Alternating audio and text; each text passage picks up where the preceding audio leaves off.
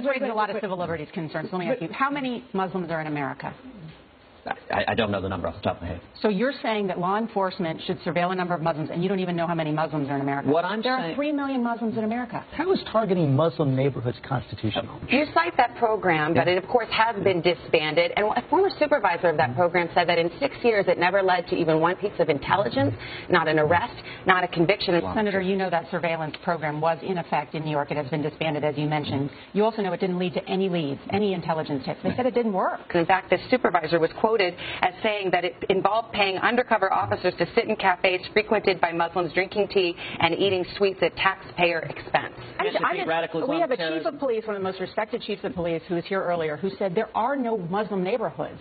It's not like Europe. It doesn't exist that way. It's impractical what you're suggesting.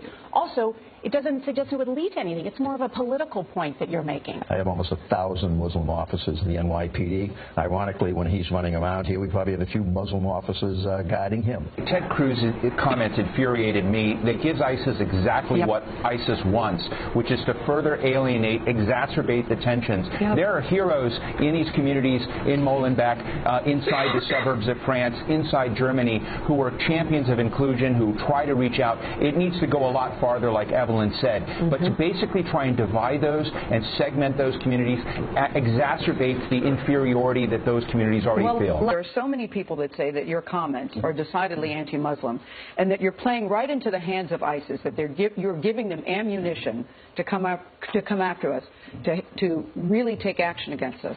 That you're just teeing it up for people to come after us. And do you have to have any particular suspicion that they're being radicalized? Or is it just the mere fact that they're Muslims, in your mind, means police officers should be securing and patrolling those areas?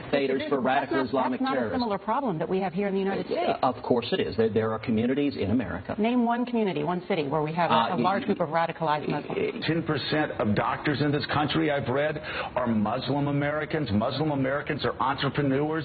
They are leaders in this country. Ted Cruz could not have it more wrong.